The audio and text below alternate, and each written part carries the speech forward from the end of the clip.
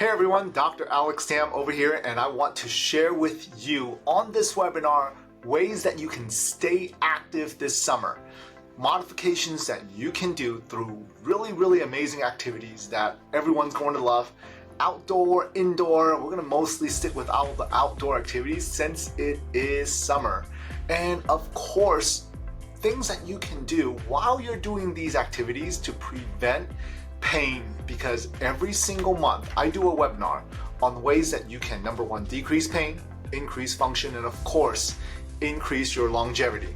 So let's dive in. This webinar is for things that you can do in the summertime, because in the summer, if you're in pain, whether it's your knee, neuropathy, your back, there's certain things that you're like, ooh, I don't want to go out there, especially when it could be 105 degrees, and really just sweat it out and then be in pain for the next couple of days. So I'm going to give you tips and activities that you can do right now that you can go out, come back in after a whole day, and it's going to feel great and you won't have to suffer in pain for the next few days. Now, before we get started, here's a disclaimer. This information provided in this webinar, Stay Active This Summer, Pain-Free Modifications to Your Favorite Activities, is intended for educational purposes only and should not be considered as medical advice. Always consult with a healthcare professional before starting any new exercise program or making any significant changes to your current health regimen. Individual results may vary, and the techniques and tips shared in this webinar may not be suitable for everyone. Absolute Integrative Physical Medicine and myself, Dr. Alex Tam, does not assume any responsibility for your use of this information or any resulting outcomes. So let's get started. What makes and gives me the qualifications to talk about how you should exercise and activities that you can do? Well, my name once again is Dr. Alex Tam. I am a chiropractor. I received my Bachelor of Science Exercise Biology in UC Davis. I've been clinical director of Absolute Integrative Physical Medicine since 2009. We have treated over 10,000 patients, probably closer to 15,000 patients now here in the clinic. Our mission in the clinic is to help patients with chronic pain get their life back without harmful drugs or unnecessary surgeries. So, enough about me. Why don't we dive in? Now, how does chronic pain hinders summer activities? Well, chronic pain's impact on older adults, more mature adults, could be mobility issues between the knee and the back while walking, standing, or other movements. Activity avoidance. Well, you're in so much pain, you want to avoid over-exacerbating because you know that pain leads to, well, that activity can lead to a day, two, maybe even a week or so of inactivity later on. There could also be causing social withdrawal because now you're not, you don't want to hang out with your friends, maybe standing around and chatting, sitting for a long time. You miss out on trips. Those are some of the things that can happen, and ultimately it is going to lead to a reduced quality of life because, well, you're not hanging out with your friends anymore. You're not hanging out with people. You're not doing things that you want to do anymore. So I'm going to give you 6 activities that you can do either on your own or with friends today. Now, common pain in older, mature adults could be knee pain, osteoarthritis, tendonitis, bursitis, back pain, lower spine stenosis, degenerative disc disease, sciatica, muscle strains. Understanding the different types of pains can really help you in the long run. For example, osteoarthritis is where the cartilage between the joint is becoming very stiff and is degenerating, whereas degenerative disc disease is where a disc is compressing a nerve so much that it breaks down the vertebral disc, hence ultimately pressing a nerve. Now, each one of these diseases can be very debilitating in the long run. Before it becomes very debilitating, you should seek help. But if you are working through your healing, here are some exercises that you can do if you've been diagnosed. So let's explore these pain-free modifications for common activities. Number 1, walking and hiking. Well, Dr. Tam, I love going on walks. I love going on hikes. What can I do? Number 1, on the left, use a walking stick, a walking cane, or a pole, because this can really help in the stability of your back, your knee, because you're distributing the weight. It's like having a third leg walking around as well. wear supportive cushioned shoes. You want shoes that have really good support in your arch, in your heel. A lot of us, when we wear hiking shoes, are fitted the wrong shoes. And now your foot ends up sliding back and forth. Your arch is not supported in the right direction. Your foot's always jamming in there. And if you have like neuropathy, knee osteoarthritis, or say gout, for example, you need really, really good fitted shoes. The next one's going to be choosing paths for you to go. Choose paths that are less rocky, without dirt, nice paved path, without too much inclines, because especially if you're having to suffer from osteoarthritis, well, you can't go on really wobbly walking areas. So choose areas that are nice and flat, that will still boost your heart rate, get you exercising, and of course take frequent rests and breaks. Now here's a few things that you should be doing while you're on your hike or on your walk. You should perform hip flexor stretches where you're stretching your hips back and forth. Now after the hike, if you are really, really inflamed, then you can use an ice pack if needed, because it will decrease the acute inflammation that has been caused through walking, right? Focus on posture when you're walking. Swing your arms, walk up straight, walk upright. If you have to wear a backpack, wear one that has a strap in the waist area so that a lot of the weight ends up sitting on the hips instead of sitting on your shoulders and then ultimately your back. Those are some of the key tips that you need to work on when you are hiking. Pay attention now, because the next one is some people's favorite activity, gardening. When you're gardening, use beds that are raised, right? Instead of being on the ground, build a platform so that it's all the way up around your waist height or slightly higher so that you don't have to bend over very far.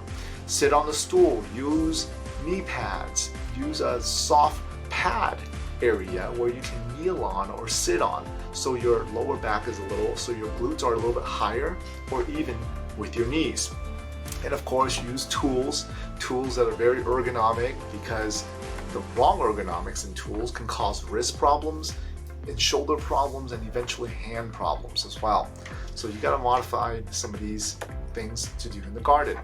Now, you might think, well, after a while, my hand starts cramping up and I can't do it very well anymore. Well, switch hands, alternate tasks frequently. If all you're doing throughout the day is clipping roses, well, eventually your hand and your grip is going to stiffen up, right? But if you switch hands going back and forth, and maybe you're playing with the flower beds a little bit, watering and digging, rotate the activities that you're doing. Using knee pads, right? Use the industrial knee pads. Some of the guys who do flooring and roofing have some of the best knee pads. It's not always going to be around the garden area, and you have to stretch regularly, all right? Make sure you're stretching regularly before, middle, and especially after the activity. Now the next one's going to be swimming and water aerobics. Why is water aerobics so great for you? That's because, give me 1 second. Water aerobics is great for you because it takes the pressure off your spine, off your body, and the pressure is, well, you're kind of zero gravity, free flowing, right? Especially if you're swimming, you're walking around water. That's why water aerobics is so great. Opt for water aerobics that has gentle swimming strokes. Use flotation devices. Swim in warmer water pools. Well, also make sure you're swimming in saltwater pool instead of chlorine, because salt water is so much better for you. And also use water shoes for better support. Maybe it has better arches, it has grip instead of slipping all over the place. So you prevent slippage, right? Prevent slipping and falling around the pool or in the pool as well. Now, of course, you want to warm up before you go for a swim. Use the shower, rinse off, close up your pores so your body's not absorbing all of the chlorine. You got to warm up before, cool down after, and stretch afterwards. Stretch out when you're in the pool, and then also look at your form as well, right? If you're doing freestyle, I used to be an avid swimmer and competed. If you are swimming freestyle, don't always breathe on the right. Breathe on the left and the right, alternating every 3 to 5 strokes depending on how fast you're swimming. Next, biking. Now, a lot of you are avid bikers. You might want to hop on a mountain bike and just go, But say if your lower back is bothering you and you have sciatica or a bulging disc, a recumbent bike with back support is phenomenal for you. You guys ever ride around Vacaville and there's always a gentleman who rides with a flag on his bike? Well, because the recumbent bikes are really low, he puts a flag right there so cars driving by and cars in front of him can actually look in the rearview mirror and see a flag right there. That's, oh, someone's riding a bike right there. So make sure you practice safety when you are riding these bikes. Avoid steep inclines, because when you're riding a bike and you have to push really hard, well, that might aggravate the pain that you have. That might aggravate the sciatica. So bike in flat areas.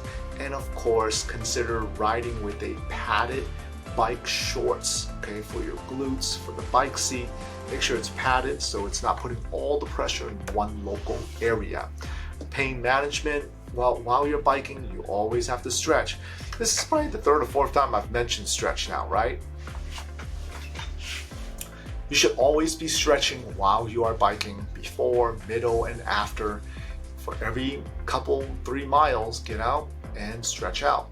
There are also natural creams that you can use if it's really, really inflamed. Yes, it only covers up the symptom, but at least it's something there where afterwards, if it's really inflamed, you can put some on. Creams with CBD, arnica, those are really good. Elevate and rest your legs, get the blood flow back. Also stretch, right? You got to do all these things now when you're biking. Golfing, oh, our golfers. There are some of you that love golfing. I used to golf quite a bit until I had my daughter, and then if you're watching this, well, I just can't justify 6 hours on the golf course when I can go home and hang out with my wife and kids. So, but we have some avid golfers, okay? So, well, how do I modify? My back is hurting me. Number one, choose better golf balls so that when you hit the golf ball, it doesn't ricochet back, which also means a club will help as well, right? You got the stiff clubs versus your regular clubs, or your really, really flexible clubs. The flexible clubs doesn't require you to rotate as well, whereas these stiff clubs, you have to drive a lot more rotation through your pelvis. Use a golfing gloves, right, to make sure that your hands are nice and grippy when you're holding the club. And of course, you got to practice your swings, keeping rotation in the upper back, making sure your power is coming from the hips. It's so important. The right technique is key. I've always been told, swing easy, hit hard. I didn't get it until later on. I'm not even sure if I still get it. But here's the thing. How do you do it? You warm up, hop on a bike, walk around the golf course, take a few swings at a golf ball, because if you're looking down that fairway and you're trying to drive that thing 300 yards, you might end up twisting something if you're not all warmed up. So make sure you warm up, rest between breaks, all right? Front 9, back 9, rest up a little bit. Don't eat too much between the front and the back 9 though. And then afterwards, if you do get stiff, put some heat on there, because that will allow the blood flow to come back in. Tai Chi and yoga. A lot of people love Tai Chi and yoga. It's like the new thing that people are doing. I mean, gyms are offering this now, right? Well, I recommend patients to first, when these first start, you gotta go to classes. Look up the classes, go to the classes that has more of the mature adults. You don't want to be, doing a handstand or like a headstand on a yoga pose if you have neck problems as well. Use chairs, blocks for supports. Focus on gentle movements, nothing too quick. And of course, use a nice thick mat where you're able to lay down, especially if you have a compressed disc. You don't want to aggravate that while in the middle of a yoga move, right? Deep breathing exercise is great while you're doing yoga. Some people love using essential oils and they have modified poses. A really good instructor will be able to show you how to do these activities. Now, all the activities that I've shown you are really for you to be social.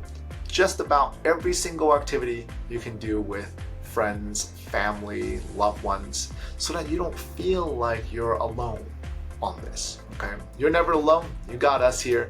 If there's anything that we can do for your back, for you, if maybe the knees, neuropathy, sciatica, that's what we specialize on, right? We've built our practice where we have specialized in those type of pain, but we also treat a lot of kids, TMJ, shoulder problems as well. Now, one thing you need to focus on, here's a few things though. During the summertime, especially like I said, it's 105 outside right now as I'm recording, as we're doing this recording, as we're doing this webinar over here. But stay hydrated, number one, okay? You should be drinking at least 8 glasses a day, but more than likely, 8 glasses aren't gonna be enough for you. It's usually half the body weight in ounces. Wear appropriate clothing, okay? If your skin is more likely to be thinner and gets easily burned, put something over it that can breathe, and it's starting to block out a lot of the UV rays as well. Don't go walk around or do outdoor exercises that is strenuous in the afternoon between 4 to 6. That's when the sun is beating down on you. That is usually when it's the warmest of the day. Stay inside during those times, okay? Use bug spray and also a sunblock, physical sunblock if you need to for comfort and to protect your skin. Knowing the signs of heat exhaustion. If you are feeling a little woozy, you got a headache, your mouth is really dry, and you're losing your balance, you might be suffering from heat exhaustion. Check out, make sure you monitor your medications as well, because a lot of medications can cause dry mouth and also dehydrate you. Don't eat a heavy meal right before you go your workout. Eat a light meal, because when you eat a heavy meal, what happens is your body's trying to digest the food instead of getting your muscles to work correctly. Check out some community events around you as well. There's senior centers, mature adult group exercises all over the city, and stay connected. Okay, bring your phone with you when you're going out for a strenuous walk. Keep your phone with you just in case you need to call your friends and be like, hey, come on out and let's hang out together, or in case you don't have enough water and you gotta go, call a friend to get you some. All right, thank you guys so much. I really enjoy sharing this. I enjoy making this, and thank our whole team, our whole staff for putting all this together. And I will see you next month in the next webinar. Have a great day.